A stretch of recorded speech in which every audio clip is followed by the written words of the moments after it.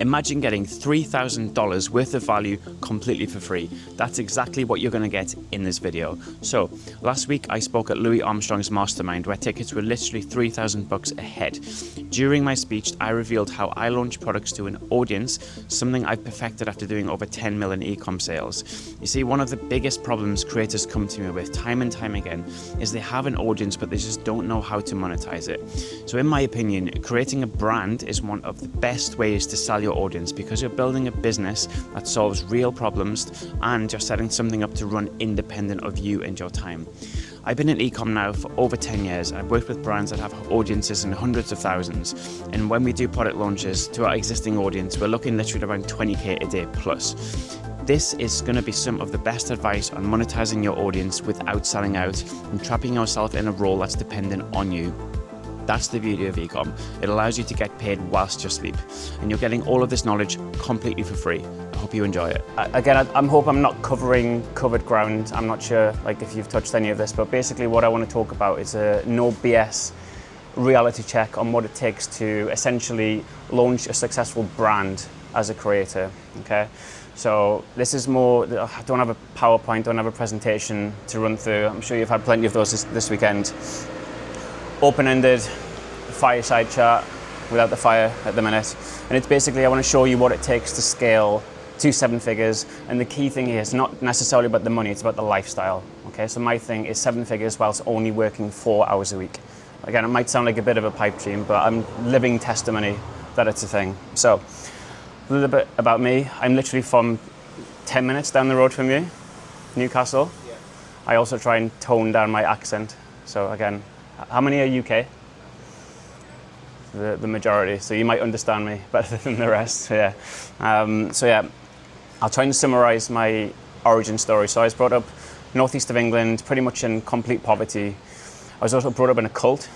Story for afterwards, like mad story. But when I say poverty, it's like council estate, council house, single parent household, literally nothing. For example, my mum would buy milk, she'd use half, then she'd fill it back up with water just to kind of stretch it out. I didn't have a shower in the house until I was 16, but literally nothing. All I wanted to do was play football. That's it, just it goes past. Yeah, I know.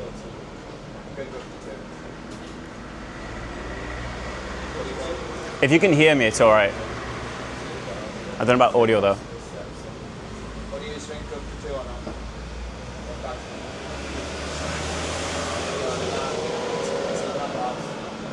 I think you'll be all right. I'm mic'd up if you want the recording. Okay. Also fine. Or do you want me to stick one of your mics on? No, it's good. You sure? Yeah, exactly. Okay. I'll just sync the audio or whatever. All right, cool. So, literally, as far as like Western side, okay, like not a good start, literally no money. I've worked since I was 12, worked a million and one different jobs. It's like a running joke that everyone knows me. So all I want to do is play football.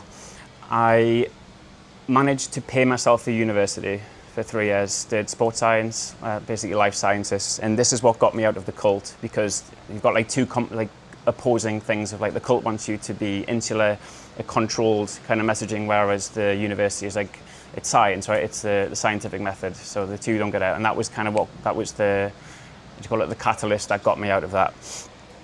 After I finished uni, I landed my dream job at Newcastle United, so Premier League football club, for those of you who don't know. And I was like, okay, bang, made it. Problem was I was making less than 20K a year and working literally 12 hours a day and no real day off because on the day off that you would traditionally have on the weekend is match day. All right, so literally 24/7, 365, and also making no money from it. It's more of a status thing. And maybe more so in the northeast of England because, again, the UK guys know football is like a religion. It's like pinnacle, right? So from all outside looking in, made it, but I was literally miserable. I couldn't even afford a car, that bad.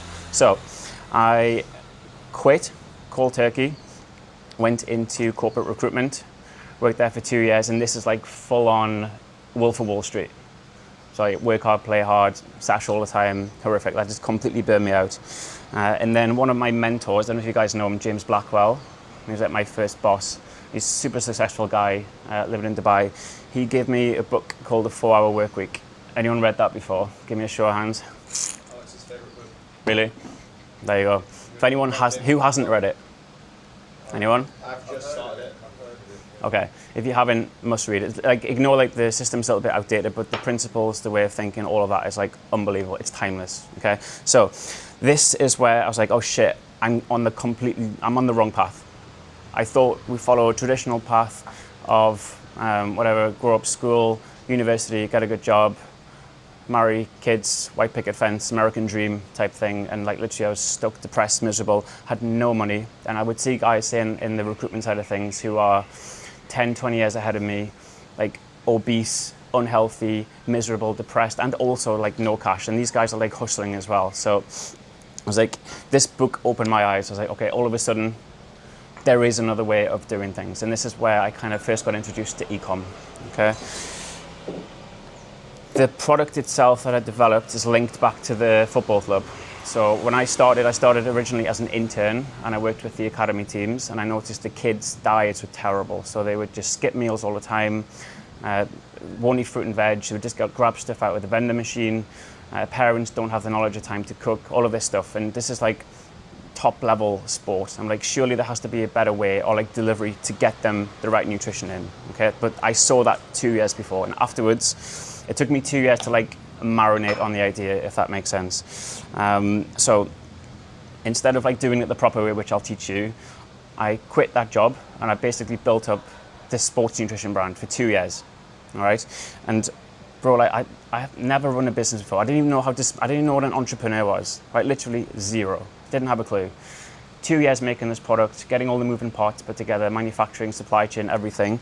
Launched after 2 years of locking in. I'm still like working on doing like 1,000,001 jobs just to keep cash coming in. How many sales did I get after 2 years? 0. I got 0 sales after 2 years. All right, actually I got 1 from my friend because he felt sorry for me, and I think he just wanted to see the product. All right, that's 2 years of like timing that, never getting back. And this is like when I'm mid-20s, 24, everyone around me's got a nice car, they've got a house, they're starting to have kids, they're settling down. So I was like, oh shit, I literally need to do something about it. Anyway, I did manage to switch it around. And this is kind of what this talk is about. It's to help save you the pain and struggle that I went through. So you've kind of got the best part of 10 years experience distilled into however long this talk is, okay? So, somebody goes by.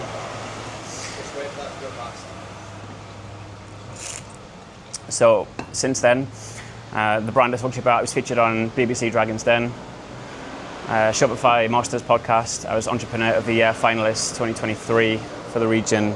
I've scaled multiple brands to 7 figures, scaled my own brand to 7 figures, and now I basically work with other brands to help show them exactly how to do it, but just because I've been through it and struggled for so long, okay? Like, things now are so much easier. This is why I say there's never really been a better time to be able to monetize your audience and get into specifically e-com. Like back in the day, like YouTube, yeah, it was a thing, but there was no like tutorials. Shopify was like a new thing. If you're looking at drop shipping, the infrastructure wasn't there. So like for you guys in terms of opportunity, like now is like perfect. All right, so I'm basically going to show you as simple way as possible how to be able to transition, okay? Let me just show you. So I'll see if I can pull this Shopify dashboard up just so you know I'm not bullshitting. So I started this other brand it was when I first came to Bali, July 2023. We literally took this brand from 0 to, it was well over 100K a month. I think it was 150K a month. And this is just like leveraged experience, if you like. All right, so just to show you that it's possible. I don't know if you can see it. All right, that's like almost 2 mil. All right, that's just since July last year. This is just one brand. Okay, so this stuff does work, but I basically just want to show you how you can do the same, because it's never been easier. It's never been a better time to do it, and particularly so if you guys have eyeballs, if you have distribution. By distribution, I mean you have people watching you, or you have a personal brand, all right?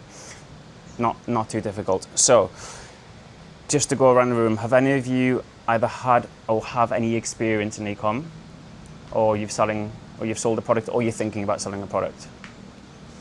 Yeah. Go on, I'll rock with you. Already in e-com, have a product, thinking about selling a product, where you at? I was during COVID times. I just did it one time when the COVID went down. I was trying to sell those push-up boards. Okay, yeah. You can adjust like tricep, your chest. I remember. So I think I was selling, made a website, and I think I got some sales, like 5 sales, and then reinvested in the ads. Yeah. But the problem was that because like the supplier was in China, and all the COVID thing came, so Restrictions. like the delivery was so long that I couldn't deliver the Okay. product even. Was that the only problem, just the supply chain side of things? That's so frustrating. Perfect timing though. I remember like everyone was doing home workouts, right? Because you couldn't go to the gym. Fair play. Anyone else? I was in the pandemic and asked for a course about drop shipping. So support from China as well. It was like something to make like barbecue. And but also like the of sales.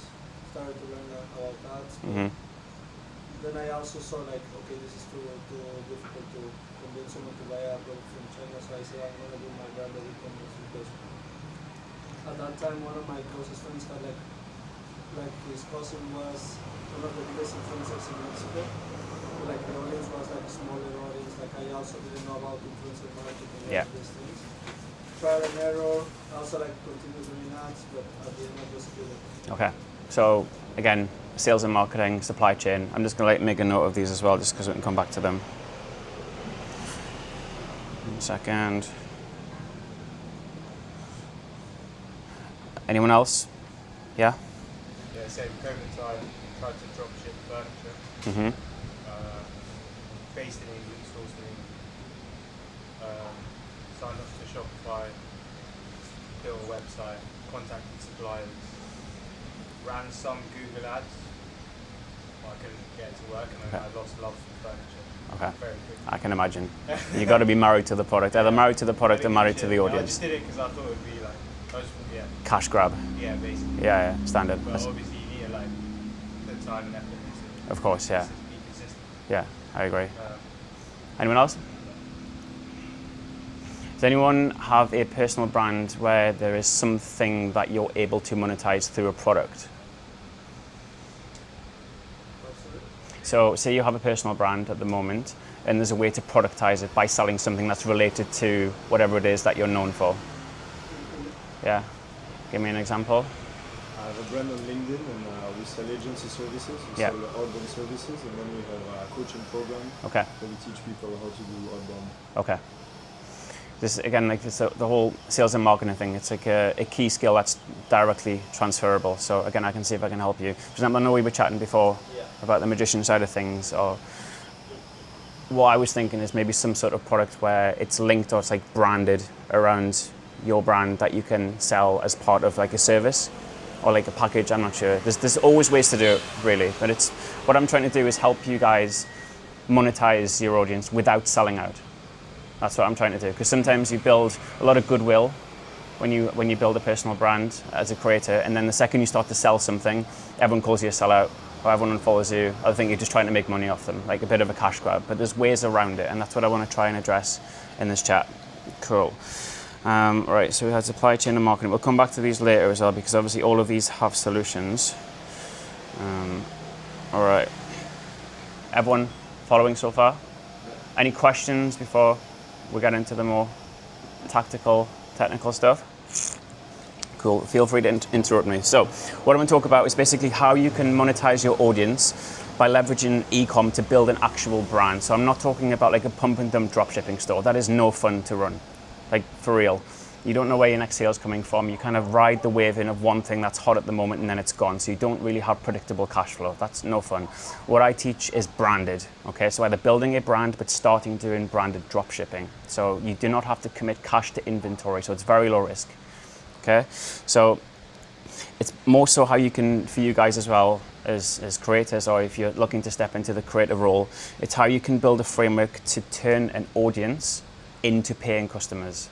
All right, that's the key skill that I'm trying to help you do. So 2 ways to do it. First and foremost, you can partner with someone who already has distribution.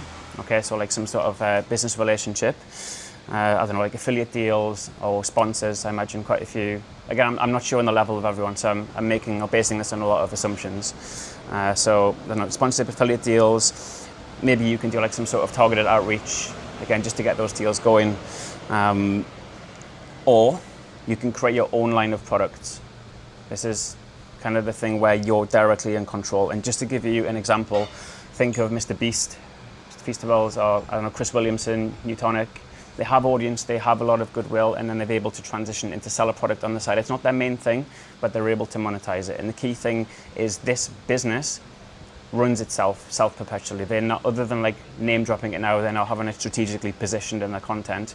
This is its own thing, so it doesn't take up too much of the time. Because so many times I see brands started where the company or the brand owns you instead of you owning the brand. And this is where the lifestyle element comes in. That's the hard thing to do, to build something which is systematized, automated, and infinitely scalable. So the way you sell one thing is the same as you can sell 10,000 things. It doesn't take up any more of your time. All make sense? Cool. So the thing, again, I'm assuming a lot because I don't know the level, but the thing I'm trying to help you with is to be less dependent on sponsorships or less dependent on like brand deals, because they're sporadic, you can't control them. Like they can cancel any time. You don't necessarily have monthly recurring revenue, so every month it's starting again at zero, even if you get a big deal in. The other side, which is arguably more important, is sometimes, well, you know, we are all bitches to the algorithm, all right? We do not control distribution or who sees what and when. So the more you can detach from that, the better it is for you. Again, you can be deplatformed or you can be shadow banned, and you can build like years building an audience, right? That's the frustrating thing sometimes. So if you're able to have something on the side that sells, that you're able and understand how to do sales and marketing, this is like not an insurance policy, but it's something else that enables you to cash flow. And the beauty about it is, once this is up and running, the only thing you need to do, like your main focus of the day, is content creation. That's it. This is what drives modern day e-com brands. I say modern day e-com brands, first and foremost, are media companies. Because think about it, it's all sales and marketing, and where's everyone's attention for the day? On their phone. Where are you doing the marketing? Facebook ads, Instagram ads, TikTok ads. So you're literally positioned perfectly. But the skill I imagine some of you have or are going to cultivate is the art of sales and marketing without actually looking like it's sales and marketing. Okay? So the added benefit when you're able to cash flow this is you build an asset that has exit value. So you can build a brand for whatever, 3, 5, 10 years, and this compounds over time. Again, it's completely divorcing your income from your time because it's not contingent on your time. All right, like if working harder was the key to getting rich, nurses, firefighters, all, you know what I mean, builders would be so wealthy, but it's not. The key, and this is why I think e-com is such a good business model, because this works 24/7, 365. As long as you have your supply chain in tow, you understand how to do sales and marketing, the only limit to how far you can push a company should be your ability to manufacture product quick enough, all right? Which again is outsourced. You're not doing the manufacturing, okay? All making sense so far? So it is a very good vehicle, and it also has uncapped potential because it's not tied directly to your time. Cool? So I assume no one has an e-com brand at the minute or any experience. Okay, cool. So I was going to do like if you do or if you don't, but we'll focus on if you're a beginner. All right. So what I would do if I was starting from zero again, I would drop ship a product or white label something. The reason why is because you do not want to have to commit cash to inventory. If you commit cash to inventory, why commit cash to inventory? I mean, you physically buy stock. That can become a liability really quick because you need somewhere to store it. Obviously, you have to pay a lot of money to have it in the first place, or if it comes with an expiry date, for example, it's a supplement, this is now time sensitive, you have to shift it.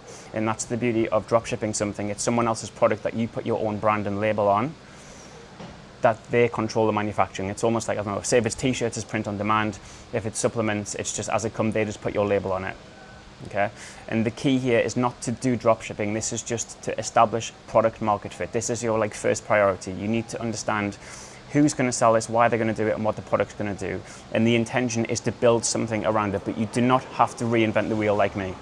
I went the long way, but it was only because I didn't really know or understand. Again, it worked out well in the end, but it took me 10 years to figure it out and switch it over, okay? So, when it comes to what you sell, I got 3 commandments. If you break any one of these, it won't work. I'm working with some of my mentees and they've done 2 and not 3, or they've done 1 and not 2, and at some point it always comes and bites you in the ass. So I don't know, if you're probably thinking, oh yeah, just find a product, white label, easy as that. It's not.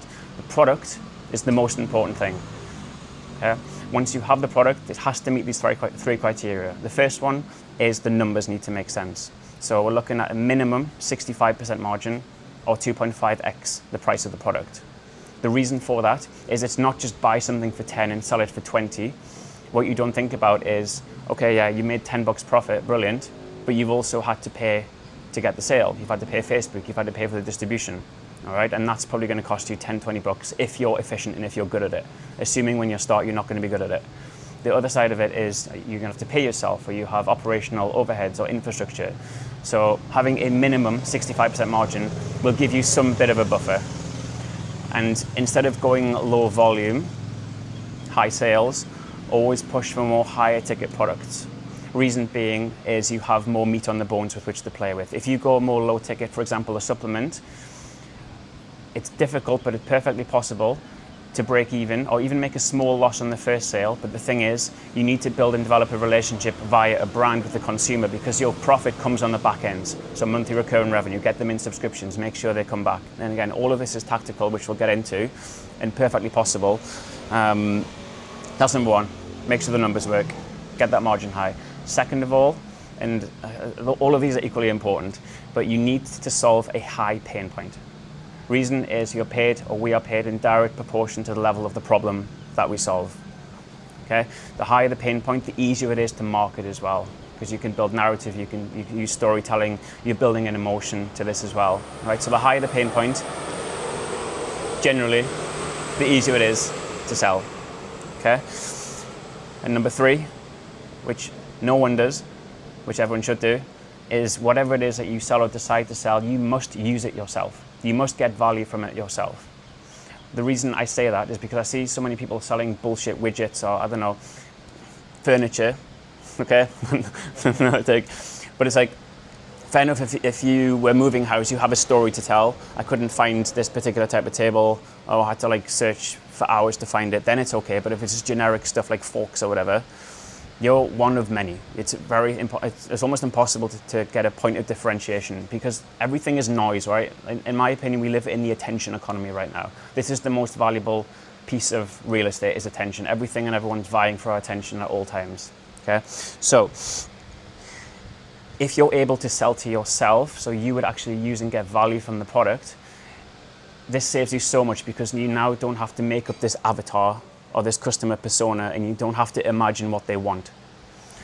And when it comes to sales and marketing, and again, this isn't just necessarily tied to e-com, the thing is you need to obsess over your consumer, because at the end of the day, the only vote that's cast that matters, that carries value, is of the market. Right? They don't give a fuck about us. They don't care. Right? They have a problem they want it solved in the most cost-effective and efficient manner possible. And obsessing over your customer, to me, means you know everything about them: their likes, their fears, their desires, their hates, what they want, their current situation, their desired situation, how you bridge the gap, what they're going on, the emotions that's going through their head. This is your ammunition with which to sell. Make sense? So there's your three commandments. Don't break them, okay? And a fourth one is just ideally go in an established market. Don't do what I did and reinvent the wheel and then expect things just to click. Yes? At what point would you start, like, when you're developing a personal brand, at what point would you start selling, like, product? So it doesn't really matter necessarily when. You can do it concurrently. The thing is, if you have a personal brand, it can be a bit of a force multiplier. For example, if you have existing distribution. By distribution, I mean eyeballs, you have attention, then fair enough, it's easier, but you have to be careful what you sell and how you sell it. For example, like not selling out is very much more of a finesse process of you still giving like 98% value to the one sell. Like Gary Vee has the jab, jab, jab, jab, right hook type thing, right? Whereas if you're starting a brand and starting like a product brand or dropshipping brand and personal brand, I would do it straight away, and I would do it as a founder-led brand. So the whole build in public narrative. The reason why is because people buy from people. They don't buy, they do, but they don't buy as much from faceless entities. They want to resonate with the founder, and particularly so if you're selling something that you used or solved a problem for you, even better. Because now it's like you're taking them on a journey. You're not just kind of making up some wild marketing story. Like you're literally saying, I was really struggling with this. I couldn't find a problem. This is how it was affecting me. And then I found this product. It changed my life. So you're selling, but you're not selling. That makes sense? So it's value-led selling, and that's the pivot. as opposed to just selling something which has no linkage. That makes sense? Cool. Any other questions before we get in? Just feel free to shout them out. Cool. Right. Big question I get, similar to what you just said, is how can you validate a product before you launch it? So you don't invest all this time, effort, energy, resource into something that just flops, all right? So if you have existing distribution, things like audience polls, like just really get to know and understand your audience. Like let them tell you, or look for commonalities and what are they complaining about or what are they asking for. And I think all of this comes under the bracket of obsessing over your consumer. All right, before, again, you can also run pre-orders. You can get like intent, what do you call it, buying intent. So in a newsletter, all this stuff just to warm them up a little bit. But ultimately, it depends on why they follow you and what they follow you for and what their desired situation is. Okay, so 3 things I would say to do is first and foremost have an irresistible offer. And by this, I mean you actually have a product that fits your audience's need. You will know your audience better than anyone else, theoretically, particularly so if you're known for something within a particular niche or niche, however you want to say it. All right, you're not going to sell, I don't know, use the magician example, you're not going to sell dog products to people who follow you because they want to learn how to be a magician. So that vertical alignment in industries is always going to be important. Second is you need a conversion engine. By conversion engine, I mean you need to have systems on the back end that enable you to capture and convert attention, because that's all we're doing with e-com, is we're converting, it's like alchemy, you're converting attention into dollars. And the way you do that is having systems and infrastructure on the back end that allow you to do that without you having to do any work. So like, I don't know, just website, for example, having your email marketing set up, all of your ads, that side of things. So it's just taking people from viewers to buyers. Okay? And then third, and this is probably more relative in common times, is having some sort of community-led brand strategy. So you're getting everyone involved, they feel part of something, particularly so if it's a founder-led brand. So it's not just you selling to them.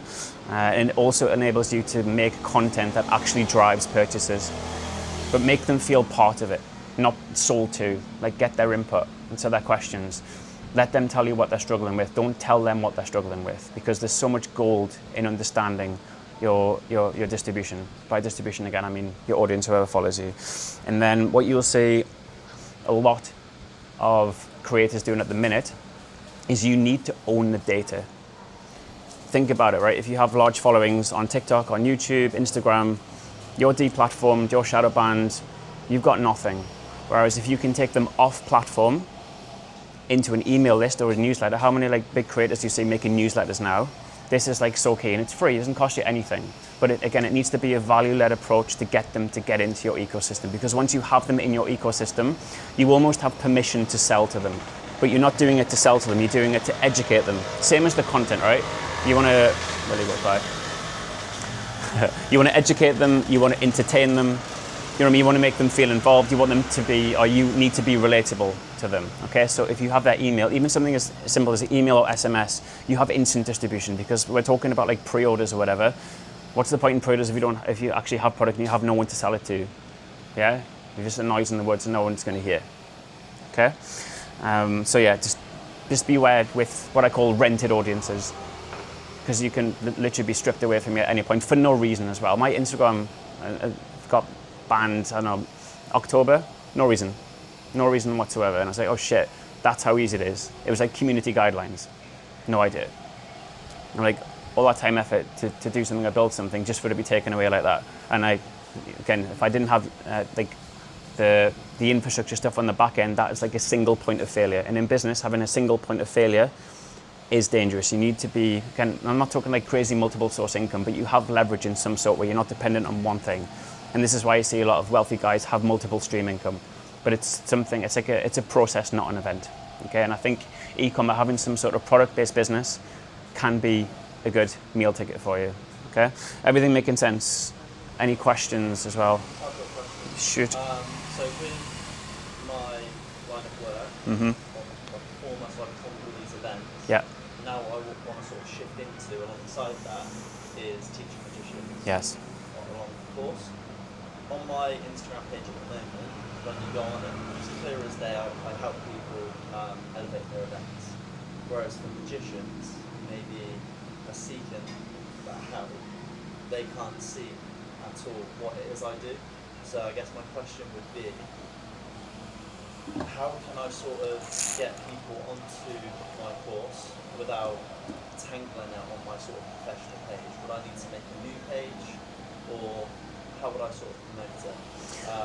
What I've sort of done literally since being here is I've followed a load of magicians, they're all following me back, and I've started reaching out to them and saying, just building some rapport with them, and I've mentioned I'm thinking about creating a course, and the response is pretty good already. Yeah. That's just inbound messaging. Okay. What are your thoughts on that, and is there any advice? Okay. So what is their current situation? So a lot of the messages that I'm sort of having with people are, they love magic, like I'm sort of saying how we're inspired by magic. Wait there. So loud. Yeah, a few of the conversations is magic's my hobby, and they don't really know how to get more events, how to get more gigs. So that's where my course would sit perfectly. Okay. And what's their desired situation? Their current situation. So their current situation, you've said they want more events, they want more business, they want more bookings. What's the promise? The promise Yeah. would be a course that teaches them how to turn their hobby into a business. Okay, so and do you have like a unique mechanism to do that? It would be a course. Okay. A course. I can create a course framework. Yeah. And again, because I've gone through that, and I've struggled, I spent years not knowing what I was doing. I can just provide a blueprint. Okay, cool. What are you doing at the minute to solve the problem, or is this something you're planning on doing? This is fresh. Okay, cool. All right. So I'm in a similar position at the minute. Obviously, I've done e-com for 10 years, and now because most of my businesses run on autopilot, they don't dictate my time. I spend most of my time teaching others through a mentorship program. So I'm just getting into the flywheel spinning on the personal brand side of things. So I can only tell you what I'm doing. That's working so far, and it's just content. So YouTube content. And you'll basically want to box off things that talk to their problem and their desired situation. And this always loops back into knowing more about them, their desires, their fears, their wants, their hates, more than they know themselves, and then obviously selling and pitching the dream on the back end. So anything sales and marketing, without it being too salesy, is lead with value. That's always the key. Give everything away. Don't again, money loves speed, hates friction, right? It needs to flow, it's currency. So if you're like holding on, or you have like specific knowledge or information, it blocks the flow. So if you can give as much as you might think, okay, they're just gonna know how to do something now. It doesn't work like that. People need to be led, and they want direct interaction. So you might give them one answer to one thing, but the second you solve one problem, 3 others pop up. Like every problem solved, it's like new level, new devil. They're still gonna need your help and support. So the lead with value thing is key. Make sense? So YouTube content, Instagram content, TikTok content, all repurposed. So we do long form into multiple short form. And then I suppose if you really want to turbocharge things, run ads to a specific landing page where you educate them on who you are, what you've done, and you build credibility. And the key is you want them to do 3 things. You want them to know, like, and trust you. That's the key. And again, credibility, transparency, building integrity in that desired situation, and then funnel them either into lead form capture or into book a call. Get them on the call, convert them, get them in the course. Is the course built? No. Okay. Do not build a course, bro. Don't do it. Yeah. All right. Do not build a course. Bro, I was the same, right? I held off doing this for so long because I was like, I need this perfect course, and someone's going to pay me like $5K to do something, and they're just going to have me. I think you want this like intricate 180 hours of like content, and what you realize is they don't want. They're not even going to finish it. It's some crazy stat, like 4% actually finish courses as well, because they're in that heightened emotional state when they buy. They kind of ride in that wave of unenthused optimism, as you call it, before the valley of despair, and they don't do it anyway. So you need to kind of pick up on that. So what I did is offer proximity instead, where I actually walk them through it step by step. Okay, it's more time consuming, but what you will find is the more people that go through the program that have the same problems. If you record everything, there is your course content. There's your, your curriculum. If you record everything, they have the same problems. As soon as you see the same problem coming up 2 or 3 times, you create, now this is what I need to put in a course. Because you can like spend hours, days, weeks, months building this perfect thing and it not even be relevant, or they'd be able to figure it out themselves. So like build as you go, as opposed to like having this perfect thing, because you can kick the can down the road for like 6 and 12 months and you're just leaving all this cash on the table by not launching first. And remember, the highest value you can offer to a client is your time and your expertise directly, and also you get to charge a premium for that. Like, course is one thing, but like you actually get your time, the main man who's done it, who's doing it, brilliant, straight from the horse's mouth. Make sense? Yeah. So then you build the curriculum at the end after that. This is like a big learning for me as well, because I was in the exact same thing. And if you were in my position, you've got this guy who loves magic, Yeah. doesn't know what he's doing, he's speaking to me. Yeah.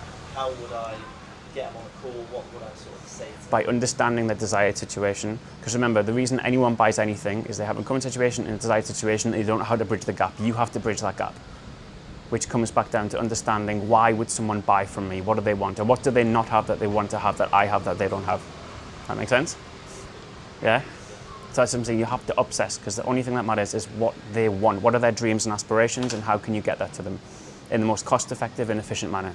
Time, quality, cost, there's your 3 force multipliers. Do you know that about your audience? Yes. Okay, because why? You're selling to yourself. You were that person at one point, right? So there you go. Every bit of content you put out is to you of 5 years ago. I struggled with this particular trick, or I struggled with this, or I struggled doing outreach, I struggled with business development, I struggled on stage. All of this stuff that you would have went through, there's your content. So you don't even necessarily need to copy others. And if you can take inspiration from those who are ahead of you, perfect. Just emulate it, make it your own, put your own spin on it. Make sense? And the final last little question is, that all makes perfect sense, but putting that style of content up would sort of tangle in with like the format side of things. Mhm. So its audiences will be sort of different. So would you recommend starting a new Instagram, a new YouTube page just for the magicians, and this one just for the sort of performing things? Could do. Again, it depends what you're optimizing for, because you want to do the performance because you enjoy it, but then I assume you also want to monetize separately, right? Yeah. Is there a way, does it have to be binary? Does it have to be one or the other, or is there a way that you can merge?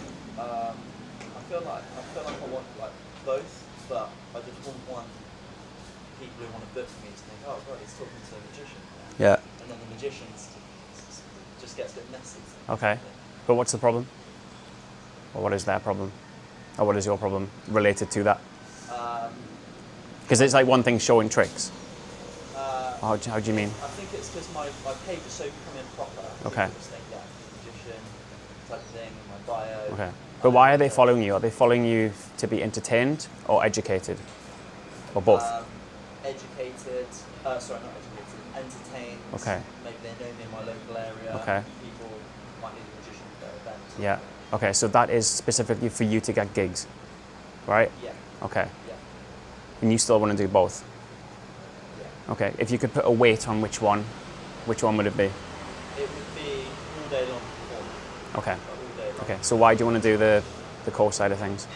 So that when I'm traveling, I can monetize. So cash flow, Yeah. basically. So that gives you the time, location, financial freedom. Okay, so why couldn't you do the one channel and then the end of every video say, oh, by the way, if you'd like to learn this, I'm doing this. Click the link in the description.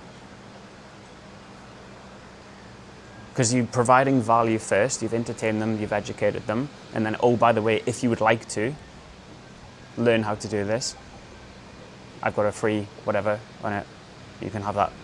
And then you start to nurture and build a bit more relationship with them. You can, again, it's up to you. I don't think there's a right and wrong way, because everything works. And it's maybe a matter of testing it. Like, what are you afraid of if you were to do that hybrid approach? What would be the worst thing that could happen? Just mixed messaging. And how would that impact your audience? I just feel like the call to action that I would do when I start doing all this content is would be directing people to my website to book me for their event. Okay. So can you not have 2 calls to action? I don't know, it depends. Ideally you want one, right? Yeah. Is either you're doing this to get events booked for yourself, or if you'd like to learn how to do this, you can also separate. Yeah. I don't have the answer for you. It's probably something to test. It's making me think. Yeah. It's good. But as I said, you need to make customer-centric based decisions. But also, from zoom out, take a macro approach of what are you optimizing for? Once you have that North Star goal, every decision you make in the micro needs to be firmly in alignment with that. If you're pulled in different directions, you have a bit of tension, then you're like, think about it. There's no straight line in business or life and success, right? It's up and down. But if you're dispersed in 5 different directions, you make this much progress. If you line all of those up, you make that much progress with the same like amount of energy units. Yeah, but I don't think I think there's a way where you can definitely have both, but it's going to split your attention. And that's what I'm saying. Are you doing this for status? Are you doing this for money? Are you doing this for notoriety? Are you doing this just purely for fun? There's a bit of everything. Reputation. Reputation. I want a big reputation. Okay. Okay. And do you think by selling a course or teaching others to do that, it would hurt your reputation or build it? That would build it. So the goal, like if I can envision where I'm going to be at the end of the year, it's bigger reputation, matching for really good names. Yeah. And then I come out and I say, this year's been an amazing year. I've also built a community of 100 magicians who I've been helping. Brilliant. I think a lot of people sort of look up to Yeah. that. So why do you need 2 channels for that? Why could you not just have 2 key calls to action? Yeah. Because there's a world where both exist, right? I'm not saying to do this as something to test, but like they're both interlinked, all right? You have 2 services to offer, right? And it's basically, if you're able to monetize eyeballs for free, why not? Like it's just technically free cash for you doing more of what you already love and what you are good at. And then you add value because they get to be like you or they get to learn a specific skill. Make sense? Again, I don't think there's the right answer. It's up to you to kind of. Yeah, it's good. But that's the value of being in these like situations. I think a lot of the time is you get to brainstorm, or you presented with like questions which make you like, oh shit, actually, there's a different way of doing this. All good. Anyone else any questions for Rockon? Yeah. How do you come up with like the right offer? So here to give some context with the agency. Yeah. That's like making really good money with like a 200K, and then we also have a coaching program that's already like recorded. Yes. We have all the videos, we did it like in a professional studio, but none of us came from like a background of like info products. Yes. So the way we kind of went about it, like let's try 2,900 euros, but based on zero data. It's just like we're gonna try to sell it. Spitball. We sold for like around 300K since May. Amazing. But since then, we have been sleeping up. We have also a third business with the agency, the coaching, and then we have like a tool directory that we're building. It's like long term.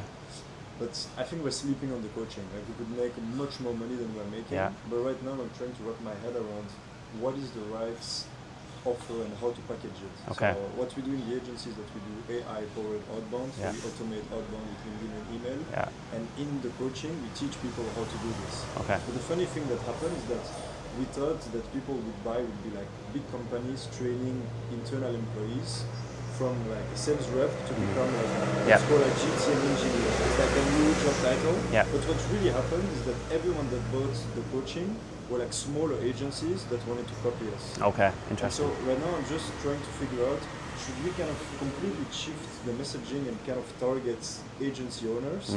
First question. And second is like, how would you go about figuring out pricing and offer? Because for us it was one-time payment, they would get live calls. But it's also it's not a nice incentive for us because they pay once, we need to do those live calls forever, but we don't make money from them anymore. Okay. First question is, what are you optimizing for? What's the end goal, desired result for you, or for you and your business partner? Right now we want to keep scaling the agency, but I've managed to find good people to manage the agency, so I have a lot of time to kind of now focus on the coaching. Like I can put a lot of brain power into this. So I want ideally to have deal for product overtaking the agency. Because I just think it's a nicer business model. And it's infinitely scalable and it's not necessarily tied to your time. Exactly. So why can't you just double down all of your effort on that?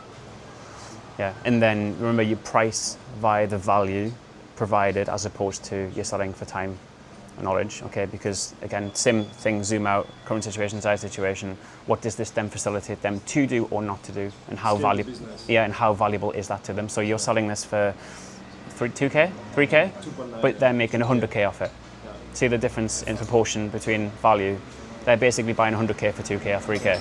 Right? This is what I'm saying, charged by the value, and understanding their desired situation. And the easiest way to back that up is case studies, testimonials. This guy did this, now he's doing this. This is why it's 10K, this is why it's 20K. And then you just continue to build and iterate. But I think the pricing thing is just you have to test and continually rise, because you set not fake, but you set price caps on value based on what your thoughts are as opposed to what the market is. And understanding sales and marketing is all about perceived value, all perceived value, right? Because like my wealth equation is, let me see if I can remember this. So it's perceived value plus fair exchange times leverage. It has to have all of those key elements. A perceived value in terms of desired situation, fair exchange of this, I'm actually getting something in return, and then the leverage is how can you turn the heat up underneath it in 10x it. Okay. So again, it's probably a matter of testing, but you're probably underpricing, particularly so if you have clients with good results, and you can use them as case studies and testimonials. Perfect. That we have Yeah, already. but if you're optimizing for cash and you want to be more hands-off, assuming is it a course or is it like how to deliver? We transition. At the beginning was like 2.9 to get a course, and then to have 2 live sessions per week, plus a Slack community. Yeah. Now we don't want to do the live sessions because the person running it was a bit done with it. So now they still have access to Slack, and they have 2 one-to-one coaching with someone from our team. Okay. 1 hour coaching. Okay. And we have 0 refunds, so people are very happy. Win. But the only thing I was thinking is that you almost feel that there is a different price based if people are part of your audience or if it's like ads traffic. Because when we launched the course, we had nothing, just a landing page, no course. Yeah. We had 25 people from LinkedIn that gave us 3K before we had anything. So people really like trust us to Win. like pay us. But now that I also want to kind of like scale the coaching, we're gonna start to run ads. Yeah. But I also assume that someone that trusts us a lot has been following all of us writing on LinkedIn for months. They have very high trust, and so they're ready to pay more than someone that comes from like ads, right? Absolutely, yeah. Well, they already know, like, and trust you, right? Let's park it. Let's chat after. I think I can definitely help you with it. Cool. I'll do my best. I just want to keep this focused on e-com. Yeah. But it sounds like you've done really well already, bro. You're smashing it. Bang. All right. Everyone still engaged? Yeah. Cool. All right. So, what I want to box off is the difference between making content and running a business and how you can merge the two. So the number one mistake I see that creators make if they launch a brand, there's multiple ones. They don't understand sales and marketing. Everyone struggles with sales and marketing and the art of persuasion. No one understands systems, the infrastructure and the back end. No one understands supply chain. All of these key skills that you need to have in order to run a successful business. Basically, I'm talking product-based business anyway. Or you end up in a place where you have all the infrastructure, but the business owns you.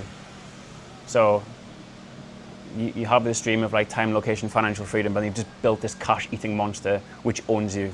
That's also like not a good place. And this is why I'm very kind of focused on the lifestyle side of things. So it's literally, I say 4 hours a week, because it is achievable if you're able to leverage systems, automation, AI, all of the tools you have now.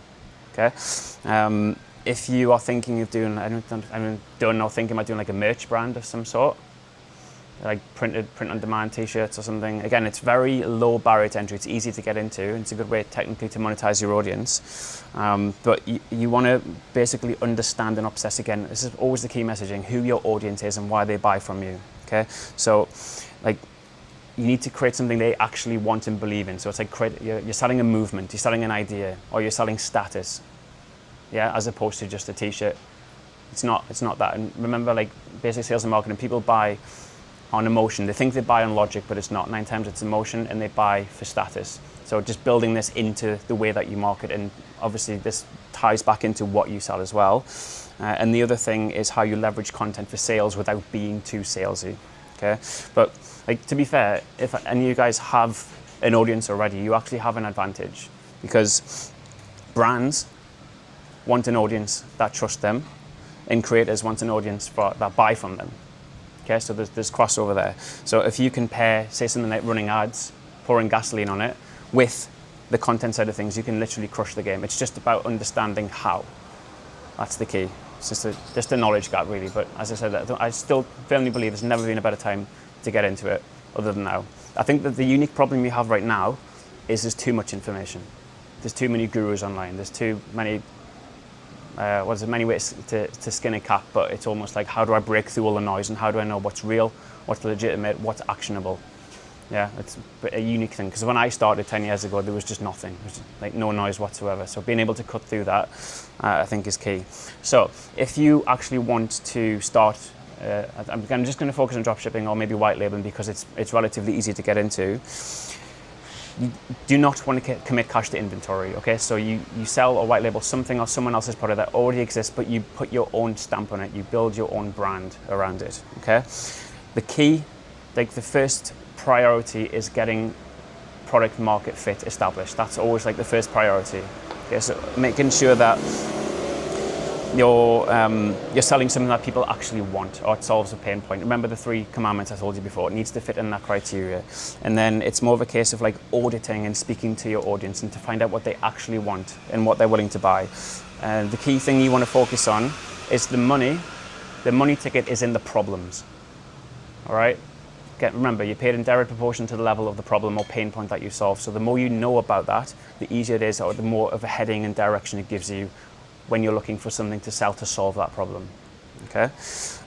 Again, you have the options of like partnering with someone or like affiliate or starting with someone who has maybe wider distribution or more market alignment. Again, I'm just thinking of ways for you to monetize audience or to partner with people. So you have that leverage. It saves you steps basically. But I always think it's better if you are in control of your own fate. You're in the driving seat. Your income is tied to essentially yourself. Okay, so don't commit cash to inventory. If you do need to do that, so like there is no way I can buy or white label this product without it being custom made, the focus needs to be on low MOQs. MOQs are minimum order quantities. And all you're doing is just leveraging the downside. Okay, do not want to have a warehouse full of stock that you thought would sell that doesn't sell, because then it's just cash tied up in there and it's unsaleable and it costs you money to keep. Or as I said, even worse, it could be like have an expiry date on it, okay? Second, build a optimized website. I'm saying it like it's easy, but it generally is easy. When I started 10 years ago, everything was like manual. I had to learn coding myself. Whereas now you can use AI to build a website in probably like 2 hours, or you can do it yourself. And the only thing you don't need this fully integrated e-com store. You need a landing page, an about us page, and a product page. That's it. All right, it doesn't have to be like overly complicated. Literally as easy as that. You can run brands. So you see some of these TikTok brands, that's all, they just have a landing page. That's it. And they're doing like 100 mil a month. Yeah, look at Rob the Banks. Some of his brands, crazy. Literally just do a landing page, or they leverage Amazon FBA. Can you give us a quick example of Rob the Banks? What he's selling and what he does? Yeah, so he is primarily focused on TikTok. What's his big brand called? Yeah, Top Shelf, is it? Show you. I'm trying to think what the, yeah, there's a couple, right? I might not get the results because I'm in Indonesia on the search. He has a supplement brand, doesn't he? Yeah, I'm just trying to, That sponsored Jack Hopkins. what's it called? I'm brain dead. Just Top Shelf. See if I can find it. I'm just getting the, I'm just getting all the wrong things. Do you know the URL? It's not as simple as that. Anyway, you can search it in your own time, but basically it's arbitrage. You're building a product, again, high pain point, and he's basically just blasting TikTok shop, and then directing to FBA and Amazon. And Amazon is basically, sorry bro, give me a bit more, I'm so hot. It's alright bro. Amazon is basically a leveraged 3PL where you can sell on platform, they take a cut, but they will handle all of your inventory on the back end. So super simple business model. He also spends a lot, he has a course, he has a mentorship, but he's very much focused on TikTok. From my side, I'm more focused on building a brand. So this is something where you control the distribution, but you sell through social media ads. So more focused on Meta, so Facebook, Google Ads. Okay, you can still sell on TikTok, but he's more on TikTok Shop, which I think at the minute is a really big arbitrage opportunity for the right audience. But it comes back to understanding who's buying from you. Yeah, say for example, my product, my nutrition product is parent. They don't have the same level of focus on TikTok. It's different type of content. Yeah, or they are like an older generation, so there's more eyeballs on Facebook, for example. So it always circles back down to understanding who you're selling to. Make sense? Yeah. Cool. Sorry, I lost my place on here. All right, so we've talked about that. Don't commit cash inventory, simple website. Next one is email marketing. Everyone sleeps on email marketing. And the reason I say email marketing is because it generally takes on average between 4 and 7 touch points for anyone to become a customer.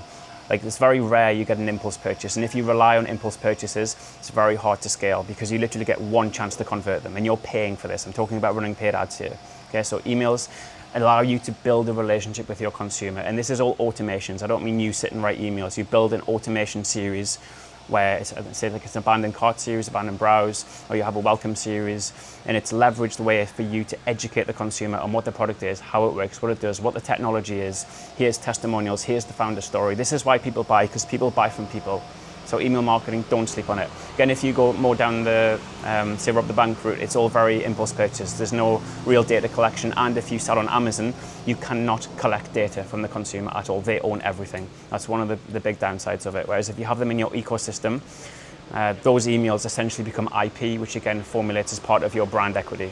Okay, it's IP, right? It helps with your exit value. So yeah, obviously going to run ads, Facebook, Meta, whatever we call it, TikTok, Google Ads. This is how you get your distribution, and the reason that's good is because this is where everyone's attention is. Yeah, most people spend what, like 3, 4, 5 hours on their phone every day. So if you can get your product or service in front of them, there's no better place to do it. Like gone are the days where you have to have a billboard or whatever, yellow pages, anything like that. Particularly so when it's product based, because you need to be where they are. Make sense? Then you need to understand your unit economics and cash flow, the most important thing. Because think about it, we're not in this for revenue. Turnover, what they say, revenue is vanity, profit is sanity. So they're doing this to make money, okay? So if you understand how cash flows, what you buy from, what you sell from, how much it costs you to operate and run the business or market the business, this is then what makes it scalable. If you're struggling as well, so if you have a product idea and you don't know where to start, easy thing I would recommend you do is find competitors in the space. They say success leaves clues. Like stand on shoulders of giants, model the traits of the great. So basically there's someone in your niche already doing it. There's a high potential, if they're doing numbers, they're going to have like agencies who are running this already and they're professional. So you can literally, I'm not saying copy and paste it, but you can take inspiration from it and make it your own, put your own stamp on it. So you don't have to like find your way in the dark. You have like a bit of a gold standard with which to model on. And that can be from the website, it can be the emails, it can be in the marketing. You can look at everyone's ads, like in the Ads Transparency Center, and that's the same for YouTube, Facebook, etc. So you don't have to like, oh, I don't know what I'm doing. Yes, obviously having a mentor is important, but also if you just want to model success and see what others are doing, easy way to do it. And then once you have this money system, yeah, go. Who do you think is crushing it right now with email? Who is crushing it right now with email? With email, I would say every single successful direct-to-consumer brand. Do you mean in terms of like a creator? Yeah, What do you mean? creators, revenue. Are you talking like agency or e-com side of things? Yeah, Both. I'm not sure specifically on the service side of things. I'm more e-com. But you find every single successful brand will have a well thought out, built out email infrastructure on the back end. Like the thing that most people forget as well is it's not just about getting the sale.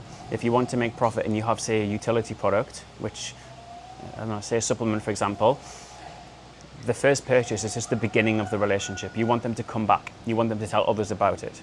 So once you have them in your ecosystem, this is how you do it. This is how you relationship build with them. This is how you do intel, like generation on them, because you're able to talk to them directly, whether that's like through surveys or just in your emails, or you're getting them in a community, or you're building some sort of picture of who they are, why they buy from you, what their situation was, how it's helped them. All of this stuff is all through email marketing. It's like, it's literally, just to put numbers on it, I would say between 40 and 60% of all revenue across my brands comes from email. I'm not saying directly attribution, but this is how much weight it comes. This is how much weight it puts out. Significant.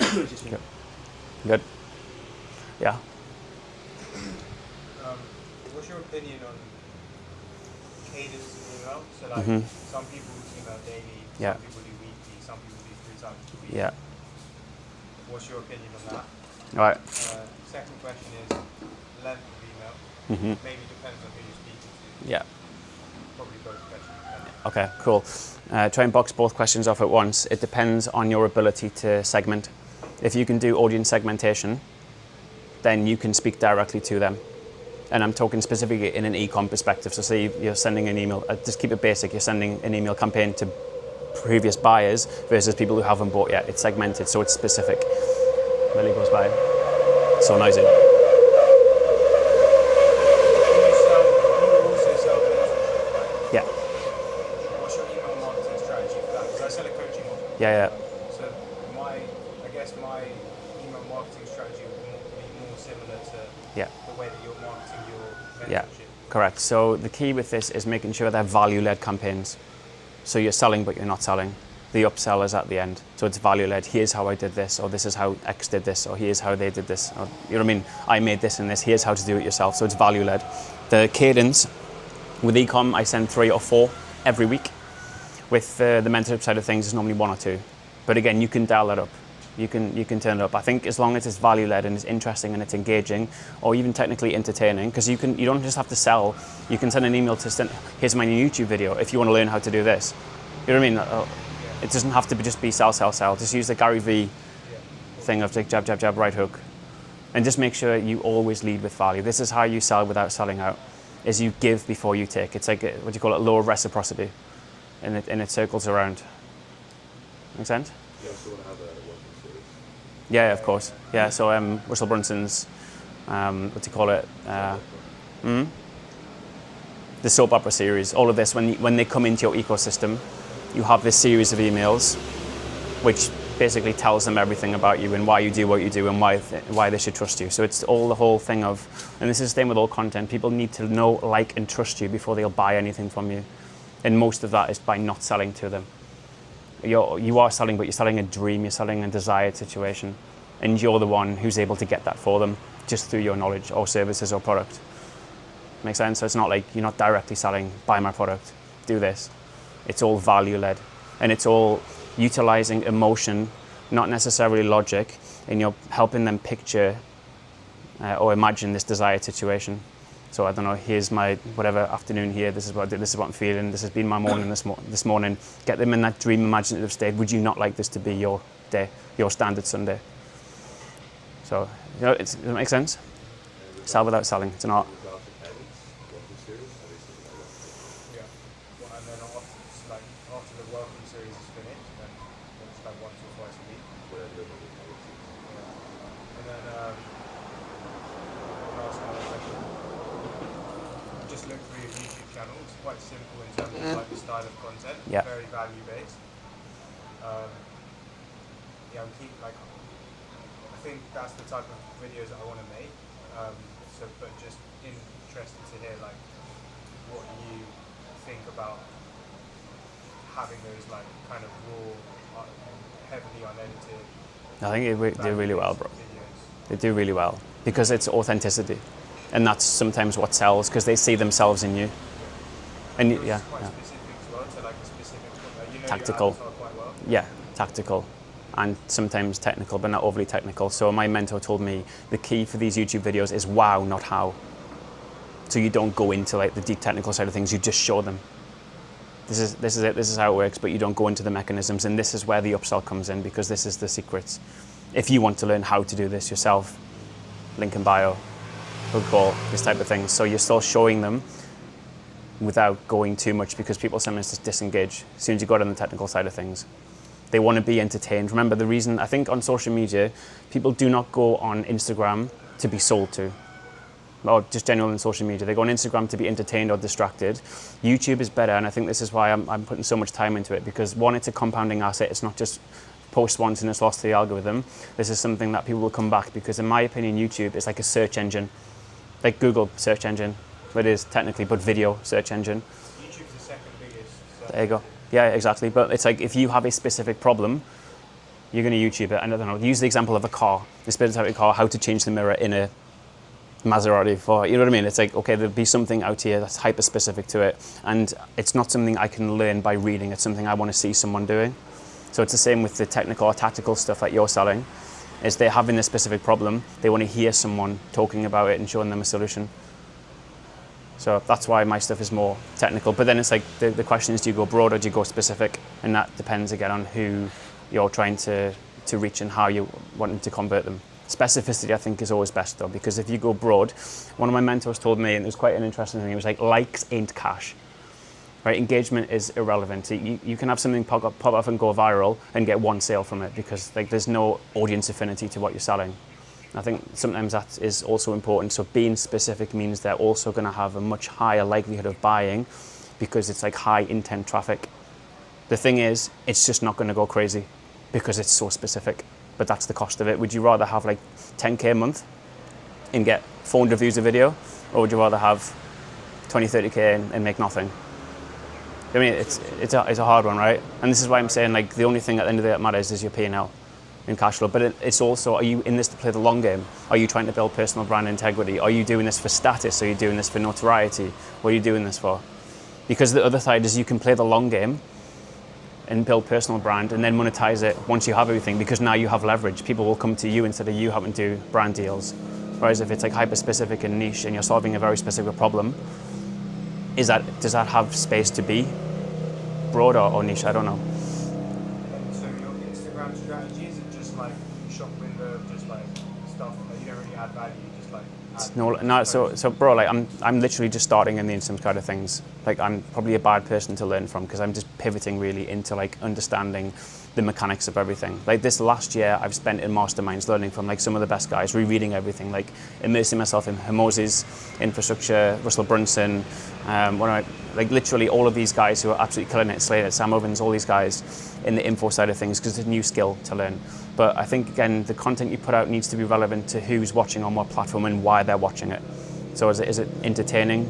Because like if they can laugh at you, or is it if they laugh at you, they'll buy from you? Because it's all like credibility, and the three things are know, like, and trust. Trust is the big thing. So authenticity.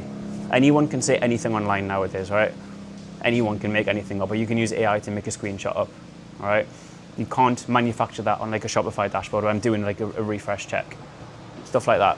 So they know you have credibility. Makes sense? And then because you have the credibility, they trust you. Because you're getting results, you're doing it. You're actually practicing what you preach, as opposed to you did one thing once, it worked, and now I'm the king at it. Because if you get lucky, okay, it's fine, quick cash grab, but what have you actually learned from it? That's then you're able to distill and teach others.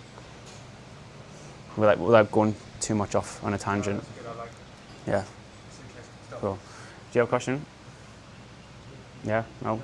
I have a question. Go on then. Shoot. Just a quick background. I'm also an online coach. Mm-hmm. I'm a creator who posts content almost every day. You told us a while ago regarding the job, right? I know that. Yeah. Gary Vee. Yeah. What's your opinion regarding CTAs? Like for someone like me who posts content every day. Yeah. And then I usually, of course, give the value first. And at the end of the Yeah. value-based content, I give the CTA. Yeah. What's your opinion regarding how often should I put the CTAs on my posts? When it comes, I'm trying to balance the job, right? Yeah. Because of course, I give value every day. Yeah. Just so not to burn out. Yeah. I suppose you can play around with when you do it and also where you place it as well, because you can do it at the start, middle of the video, you do it at the end of the video, you can do nothing at all. Depends if like is it a value-led video where you're giving, or is it something where this is like highly technical and then you have an upsell if you'd like to learn how to do this. Something like that. Again, I don't know if there's a right or wrong answer. Finn, what would you say on that? CTAs. Yeah. Two things. Number one, you said you want to be value led. Yeah. So make your CTA value led. So I'll give you an example. What do you do for your nutrition program? What do you mean? Give me an example. So when you have a pop-up form, when you're on the website, you land on the website, you want to collect their information. Okay, most brands, when you go on their store, it's like 20% off. They're trying to go grab. What do you do for your nutrition brand? And they get a pop-up asking for information. Oh yeah, ask for information. No, but I don't- what's I the don't offer? What's the CTA? Do you mean like email data collection? Yeah. I'm not following. He offers a free shaker. Okay. Okay. So it's an ancillary product to what he already sells. Okay. So someone's going to put their information in because they're getting more value. You're not making ask. Okay. And then once you're in the ecosystem, you get all the information, initially contact them. Then you can make the ask through your long nurture skippers. Okay. So the cycle might be longer, but you'll probably get more on the back end. Yeah. Second thing, and we're going to start pivoting into this, especially the mentorship side of stuff, ads. So make free content, Free content. and then when they see an ad, it will then go to the right type of people. Because the algorithm kind of already knows who the right place in front of. And if they see an ad, they know it's an ad. It says call to action, learn more, whatever it may be. Yeah. So But they're already familiar with you because they've seen your free content, so it's not like a new place. No, I was talking about like 4 to 7 digital or in-person touch points before someone will buy anything from anyone. That kind of factors into that. And that's, I think, the sweet spot, because if you rely on organic, it's sporadic. You don't, as I said, we all bitches the algorithm, right? We have no control over who. We have our controllables, of course, but if and when you run ads, this is you actually this is how you create the money printer, right? Because you have a reliable cash flow system. Spend this on here, get X on that side of things. And then your content is relevant. They already know, like, and trust you, which is the key thing. Yeah. So then there's a high likelihood that they're going to buy from you. In theory. Okay. In theory. Yeah. Makes sense? What's the current state of like the Instagram / Meta ads like platform at the moment? Because like I've heard a lot of like I run ads on Meta, and like I've heard a lot of like ads expiring a lot faster, and also how do you look at data? Because like I'll wait for 4 days and then look. But then after that point, I might have something for like 3 weeks, and I'm not sure when to like pull the trigger on something. Okay. Because it might start going like, down in performance, but then I'm like, oh, like maybe I should wait because I'm looking at the last 3 weeks. Yes. But the last week still been shit. Yeah, it depends on your attribution system, right? Most people do on a 7-day click, but you can do 28-click attribution. And you know the biggest problem in e-com, not even e-com, just in like running ads at the minute, is attribution. Knowing exactly where this person first heard about you and what the return on investment was for that spend. It's like, solve that problem, $1 billion problem, solved right there. So if you're running ads, my advice is, and I can only talk from what I'm doing, minimum 4 to 7 days running the ads, because you have to allow for delayed attribution. And it's not always a case of just like run it and get sales on day one. And this is why I say having a good, strong ecosystem is important, because if you just see the ad once and that's it, unless you have retargeting running, but to run retargeting, you have to have a certain amount of views or purchases anyway for the algorithm to pick it up. Get them in your ecosystem. Okay, get them in the email capture, educate them, talk to them, teach them about you, about the product, what it does, how it works, all the technology side of it, because this will help you. Because instead of having one opportunity to sell from them, that's it. You've paid for this, right? You've paid the ad and the landing page or the book call page, and that's it. If they do not convert there and then, they're gone. Because you can't track them. We don't have third-party cookies in a post-iOS 14 world, right? So getting them into your ecosystem via something that's value-led puts you back in the driving seat and less dependency on the ads. But yeah, stick on ads 4 to 7, I'd say, minimum. Allow for delayed attribution, because sometimes you switch an ad off and then 2 days later it's showing 2 sales and like, oh shit, I've just killed something that was working. It's very difficult. Again, I don't know if there is a gold standard. I can just speak to what I'm doing at the minute. And do you think that like The other thing, sorry, that if you want to get more complicated with it, with one of my other brands, we do like more of a bid cap as opposed to an advantage risk campaign, which is on a 28-day attribution window. So we're pushing hopefully qualified traffic into our ecosystem, but because I understand and know the customer, I know their buying cycle is around 2 to 3 months. So you're going to lose. But then this is like stored energy. These guys are going to convert in anything between 1 and 3 months. Makes sense, but this is why I'm saying you have to understand your numbers, your cash conversion cycle. You understand how much can you afford to pay max tops to acquire this customer, and then how long does it take them to convert, and then on the back end, how can you increase average order value to make sure you're getting squeezing more from them, or your LTV, lifetime value, on the back end.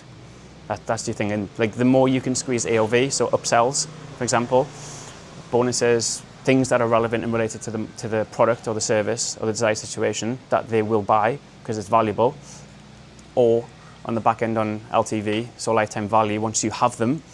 Honestly, right, so many people leave so much cash on the table by just selling once to someone, right? Particularly so if you have actually added value, if you then bring something new out or you bring an ancillary product out, they will buy from you again. Why? Because they've already had experience with you.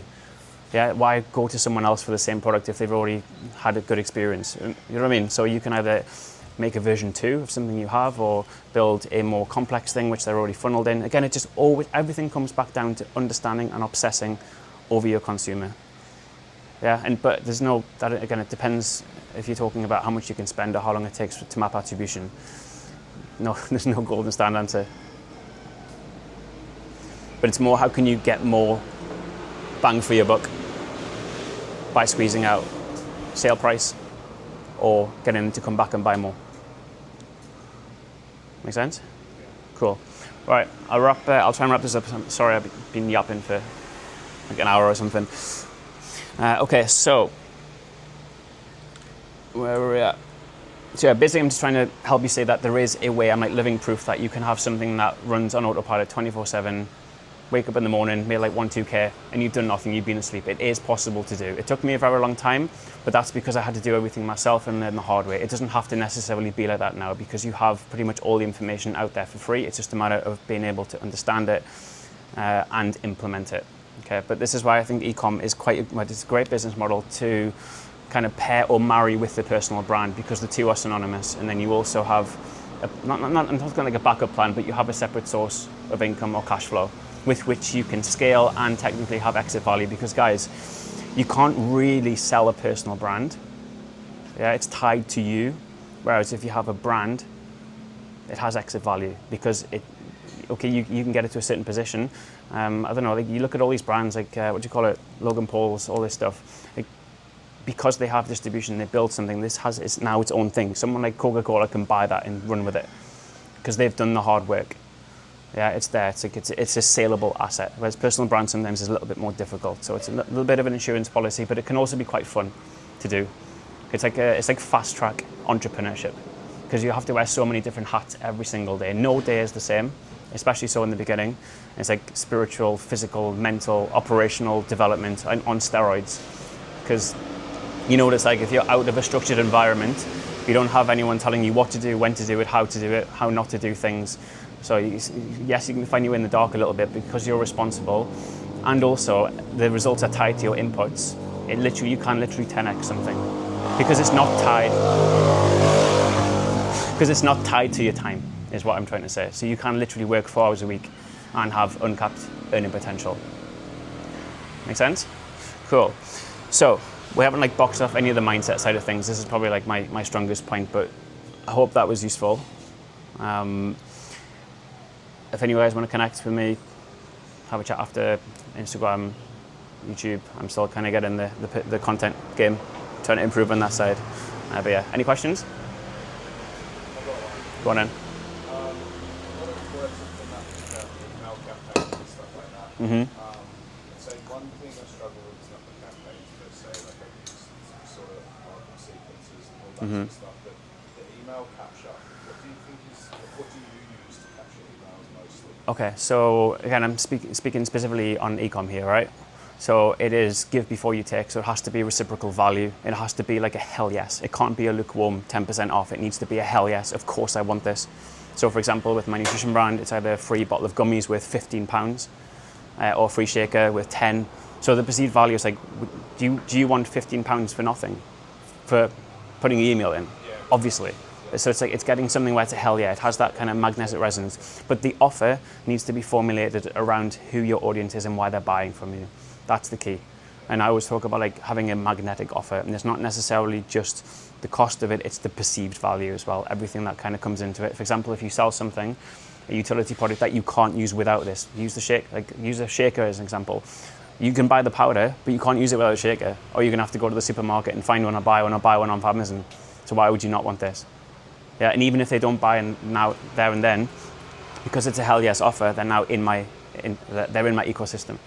Now I can educate them. Now I can teach them. Now I can talk to them. Now I can convince them and persuade them. So it's like, does that answer your question? Yeah, it does. Yeah. It's just everything always just boils down to like obsessing over your consumer and just knowing their current situation, desired situation, and how you can bridge the gap. And your force multipliers on the back of that are time, quality, and cost. Do things quicker, do it better. Time, quality, cost. So do it faster, quality, do it better than someone else, and cost cheaper than someone else. Not necessarily in that order, because sometimes you can have the perceived value of like you pay more for something because it's better. But again, that's just general sales and marketing, right? But key skill out of all this, everyone needs to learn and get better at is sales and marketing.